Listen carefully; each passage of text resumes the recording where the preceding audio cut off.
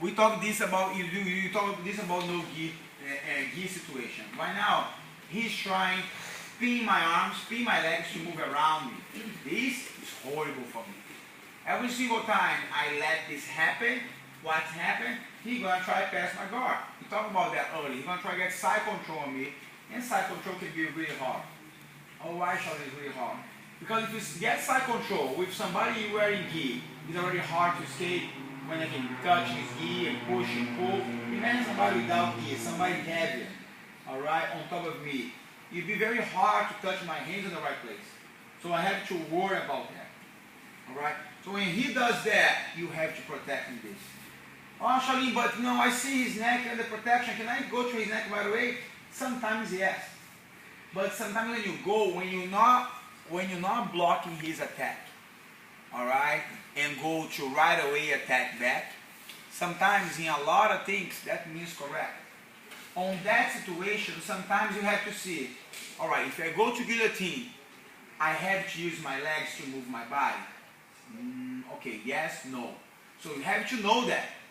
If the answer is yes, you have to kill no matter what. If the answer is no, I can go to guillotine, even with the guy holding my legs, you can go right away. Okay? So that means some parts of your body is so important. Okay? If you allow the guy control, even if you try to attack back and then making him let it go, sometimes he knows if I don't let it go my legs, it'll be very hard to my attack and be 110% against him. So he's not gonna care, he go anyway. So I like to be free. So if you feel free without gi, you know, believe me, some people can make you very uncomfortable even without gi. Alright, because they're gonna lock your legs, your hips, everything. So in that position, I like right away, when he control, I like to break my grip, breaking his grip. I like to break his grip. And later on, he's gonna pull his arm back. Boom. He's gonna pull his arm back. Boom. Or when he pull his arm, before he pull his arm back, I can play something. So yesterday, what we did? We did this. So as soon he grabbed, so I can break one, I can break two, but as soon he get again, now instead break, I'm gonna pay back with some arm drag. Alright? So 1, 2, 3. Okay, I'm gonna pull him across my body and I'm gonna shift my body. Like that. I'm gonna hug him, foot hand on the floor, and one leg already on the floor, climb to his back. So on this situation, I make 6 points. 2, because I reverse from bottom to the top, and 4, because I put my 2 hooks on his back. That's a great position. And a lot of levels, it's really hard to pay back. Alright, because I have a really big chance to submit the guy. Okay? That's the arm drag people saw yesterday. Okay?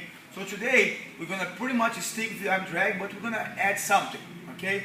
Instead, like a break, bring your leg back and allow me control again. Now, we're going to break and use this arm to do the arm drag. So we're going to pull his arm, and now we're going to slide my leg in, pull his arm at the same time, and pin his arm against his leg. Alright, get really nice and close, and pretty much repeat the same motion. Alright, and again do 6 extra points. Alright, so yesterday, we did it like the really basic arm drag. Alright, why the really basic? Because you have one hand on the floor helping you to move. A lot of times in Jiu-Jitsu, what happens? You have to learn how to use your body without using so many parts of your body to do something. When you can do that, you're going to always have something more available to help you to do something really important. So if I can move my body like that without using my hands, in my view, is much better than do this. Why? Because when I do this, I have one hand busy doing something my body can do by itself. So the idea is when you work in the simple one first to get the motion, but you always want to try to advance that arm drag. Because now, you know, I have my hands doing something really important. What really important, you know, is holding his arm. Because a lot of times what happens, he's going to pull his arm back. Like that, correct? When he pulls his arm back, I have it right here. Using that motion to go with you, driving his arm across and taking his back. So now my hand is doing something much more important than going to the floor and helping my body shift to my hips. So every single position in Jiu-Jitsu, you have to see this way.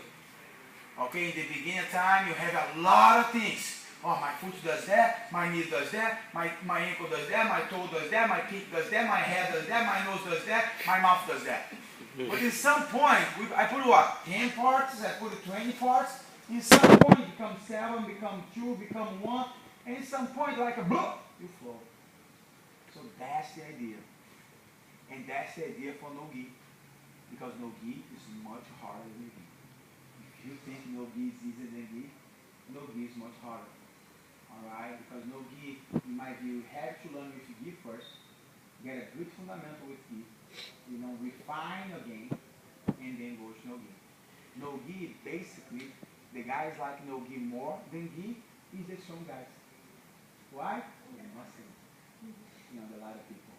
You know what I mean? A lot of people, they like more gi. What? Because they see a lot of situations when they can use the leverage to try to build the strong guy. And if the lighter guy, as soon as he moves the gi out, the lighter guy's going to still do it right. You know, right. Why? Because he got a lot of knowledge and he refined his game. Refine his game to make the no-gi position. So you can notice every single lover of no-gi, not say every single, but of 10 guys, 6 will be heavy.